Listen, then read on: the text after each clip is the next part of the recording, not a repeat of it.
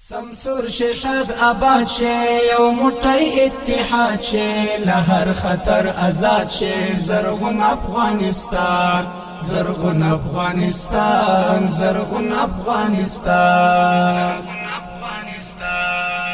سمسور ششد آباد شه یو موټی اتحاد شه لهر خطر آزاد شه زرغون افغانستان زرغون افغانستان د شپږمې ناحیې اړوند په څلورم ګذر کې د یوې کوڅې د رغولو کار جریان لري. کندهار ښاروالي د خپلو انکشافي فعالیتونو په دوام سره دا ځل د ښار په شپږمه ناحیه څلورم ګذر کې د یوې کوڅې د رغولو چارې په اساسي ډول راپیل کړي دي. یاده کوڅه چې اوس مهال د کیندلکارۍ چارې روانې دي شاوخوا 333 متره اوږدوالی او 9 متره بردوال لري چې په معیاري ډول به ورغول سي. د دې انکشافي پروژې رغنیزې چارې 10 ورځې مخکې شروع شوي دي او پاته کارونه به په یوه نیمه میاشت کې په اساسي ډول بشپړ سي. د دې پروژې له لارې اوس مهال 72 کسانو ته د کار زمینه برابره شوې ده چې 2 کسان په مسلکي ډول او 11 کسان په غیر مسلکي ډول کار کوي. د همدې کوڅې په رغولو سره د سیمې اوسیدونکو زیاته خوښي څرګنده کړه او له کندهار ښاروالۍ څخه یې ځانګړې مننه وکړه. آزاد شه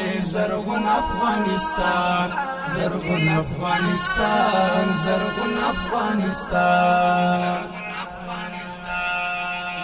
زموږ ژوند ته افتخاري کور مو ودان ښاروال صاحب د ښاروالۍ څخه ډېره مننه کوو چې زموږ وطن ته دغه کار راکړي راوړل او ځوانان مو ګرده په کار اخته شو. شکر دې ګرده غریبان خلک دا زموږ ګذر بیا بیخي لوېدلی دي.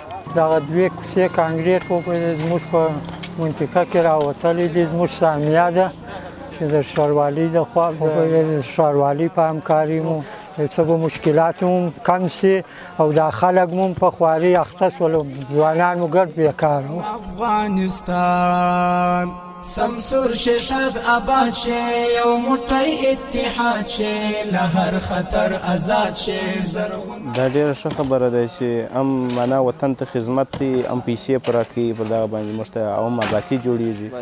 دا ډېر ښه دی زموږ ګردو کارګرو دپاره ډېر ښه سو.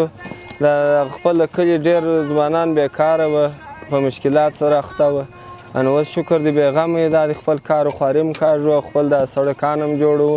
دا زموږ دپاره او د ملک دپاره هم ډېر ښه کار دی. زمونږ د سترګو تور دی د زړونو مو ټکور دی زرغون افغانستان زرغون افغانستان زرغون افغانستان زرغون افغانستان سمسور ششد